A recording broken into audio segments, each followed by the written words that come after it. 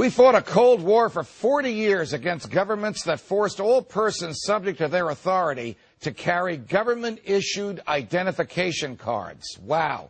How much more un-American can the American government get? Where are your papers is a command that strikes at the core of freedom of movement and the right to privacy in a free society. Surely there are less intrusive ways to keep track of lawful and unlawful immigrants without assaulting the fundamental rights of us all. Where will this end? The proposed ID cards that the government is now considering are biometric. Thus, the police can swipe the card and learn much about the bearer's medical, legal, and travel history, none of which may lawfully be made available to the government absent the consent of the owner of the card or absent a warrant issued by a federal judge based upon probable cause of crime. Freedom needs breathing room. Explaining or justifying one's presence to agents of the government stifles that breathing room and leads to totalitarianism. Joining me now to talk about all of this is Lew Rockwell, chairman and founder of the Mises Institute in Auburn, Alabama. Lew, welcome back to Freedom Watch. Judge, great to be with you. I was not surprised, but I was scandalized when I read just this morning Senator Lindsey Graham, Republican of South Carolina, Senator Charles Schumer, Democrat of New York, were meeting with the president in order to formulate legislation that would require every person in the United States of America who is employed to carry a biometric identification card with them, something even the British government rejected in the past 10 years. How un-American could the government get if it ever forced this upon us? You know, Judge, the other day on the GE network, I saw somebody saying that you're a member of a hate group or allied with hate groups if you think that America is in danger of becoming a police state. Well, of course, we obviously are moving towards a police state, and this proposal by Graham and Schumer and Obama, is one indication. In fact, this is probably a good rule in life. If Obama, Schumer, and Graham are for something, you know it's evil. You don't even have to look into the details. I mean, we know that there's no authority in the Constitution to require Americans to carry papers of any sort. We're not talking about a driver's license to operate a motor vehicle on a government roadway. We're not talking about a passport legitimately to leave the country or enter the country. We're talking about papers which would justify you going from one spot in Alabama to another, or me going from one spot in New Jersey to another.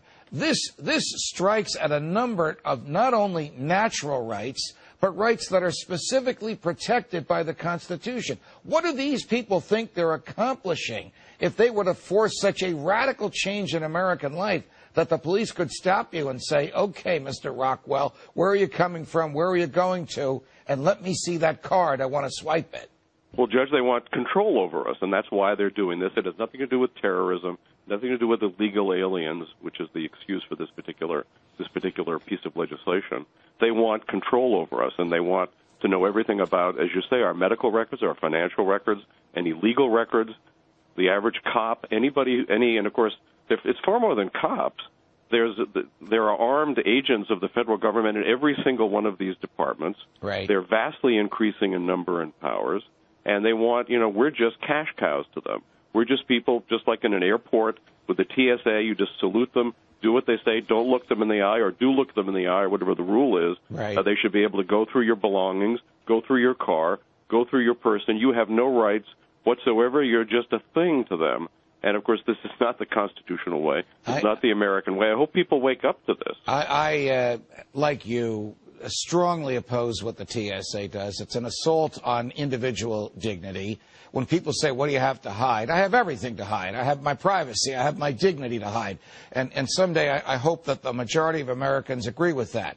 But I could avoid the TSA by not flying. I can't avoid this ID card of Lindsey Graham and Chuck Schumer unless I don't work for a living and starve or live off of my savings. There would be no way around this. This would be an imposition on us by virtue of our presence in America as people engaged in commercial transactions. Where is the authority for that in the Constitution? I suppose the answer is they don't care if there's authority in the Constitution. You know, the Constitution is just a piece of paper to them. And this plan was first brooded about in the Clinton administration after the Oklahoma City bombing. President Bush wanted to do it in the Patriot Act. They didn't quite get it. Everything now, of course, under Obama, they're moving further towards that. It's totalitarian. It smacks of Nazi regimes, as you mentioned, communist regimes. This is not American. And I think more and more people are, you know, as Gerald Celente mentioned in the previous segment, more and more people are waking up to what's happening. That's why they want to control us. That's why they want to shut us up. That's why they want to be in control of whether you have a job or not. And again, I think people are waking up to this, and this is why they're attempting this kind of thing, to control us, to shut us up. But we must not be controlled. We must not be shut up. And if I can quote what Gerald said, don't follow your leader. Those are lemmings follow their leaders. Be an independent individual. We are chatting with Lew Rockwell, founder and chair of the Mises Institute in Auburn, Alabama. Think of it this way, Lew. If someone is arrested for a crime, the first thing the government agents who arrest them are supposed to say, under the Constitution, under federal law, and under laws of all the states are, you have a right to remain silent. And those agents who have done the arrest, whether it's a valid arrest or an invalid arrest, lack the authority to get the travel records, the medical records, and the legal records of the person that they've arrested without getting a search warrant first. But under this scheme proposed by Senators Graham and Schumer and apparently received with open arms by the White House, you would have fewer rights as an American walking across the street than you would as a person validly arrested for probable cause of criminal activity. But, Judge, as you pointed out, the president thinks he has the right to kill you if he decides you're a bad guy just on his own say-so. They have the right to assassinate you. So given that they have the right to assassinate you if they claim that you're a bad guy, why shouldn't they know your identity? Why shouldn't they know everything about you? But, again, I think people are resisting. They're not going to get their health care bill through. They're not going to get a lot of the other stuff they want through. There's huge growing resistance in this country. That's why we see propaganda against it. That's why they try to make you seem politically incorrect if you don't want to have the government control every aspect of your life. But people are not putting up with it, and this is actually, despite everything that's going on, a great moment in American history as the American people begin to resist, continue to resist the Leviathan in D.C. You know, I think you put your finger on something very interesting, Lew, and I agree with you. Very few generations have been granted the role of defending freedom in its maximum hour of danger. In your life and in mine, I do not recall, I suspect you agree with me, a moment of danger toward our freedom coming from within, coming from the very government that we have elected, chosen, and permitted to exist like we have now. This is a moment that tests the courage of patriots and lovers of freedom like not any moment before in your lifetime or mine. No, and it's not Al-Qaeda. It's not foreign governments that are threatening us.